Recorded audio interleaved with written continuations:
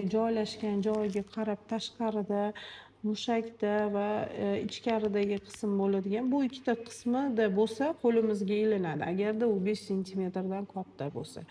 Agarda bu demak ichkarida yoki ismический zonada pastroq qismda joylashgan bo'lsa, mana bu holatda qo'limizni sezmaydi. Yana bitta holat, uni razmeri kichkina bo'lsa ham qo'limizga demak ilim. Miomalar 98% holatda xavfsiz o'simta hisoblanadi.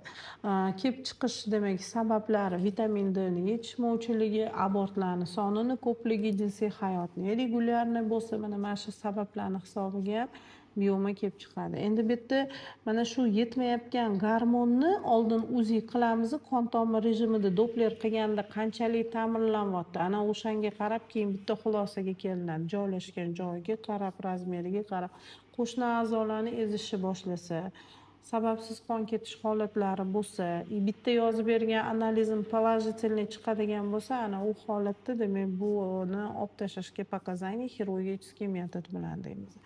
Agarda holatlari yaxshi bo'ladigan bo'lsa, qon ketmasa, hayotingizga xavf solmayotgan bo'lsa, demak davolasak bo'ladi. Tuxumdonlar normada 3 santimetr bo'lishi kerak. Endi bizni bu yerda tuxumdon qo'lga ilinyapti, shu kistaga podozrение bor. Kistalar bo'ladi, suyuqlik saqlaydigan, qon saqlaydigan kistalar va qattiq modda saqlaydigan kistalar. Endi bu ko'proq suyuqlik saqlaydigan kistalar folikulyarni ham bo'lishi mumkin. O'tgan oydan qolgan bitta folikula yetildi, yorila olmay qoldi. 3 santimetrgacha bo'lsa folikulyarni kista deymiz.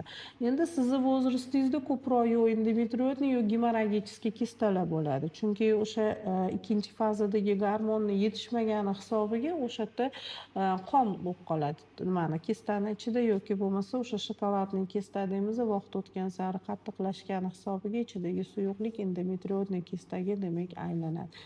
Endi buni baribir возраст katta bo'lgani uchun bitta onkomarkerga olib tekshirib, keyin umumiy bitta xulosaga kelib lecheniya qilamiz. Lekin razmeri u darajada katta emas. Endi ko'kragingizdagi muammo bilan keldik. Siz bilasiz, bir necha yildan buyon demak fibrozli mastopatiya ham bor. Davolanmayapman, og'riq ketmayapti deyapsiz. Erta faqat fibrozli mastopatiya emas, u yerda kistalar ham bor. Ham fibrozli, ham kistozli mastopatiya. Sabablari qavg'onsimon bezdagi o'zgarishlar, abortlarning soni, masalan, turmush tarzingizda endi abortlar bo'lgan boshqa, bular ham asorat beradi. Prolaktin gormon bilan bog'liq holat ko'pincha hozir meni ko'krakdan yaxshilab siqsa suyuqlik ham keladi.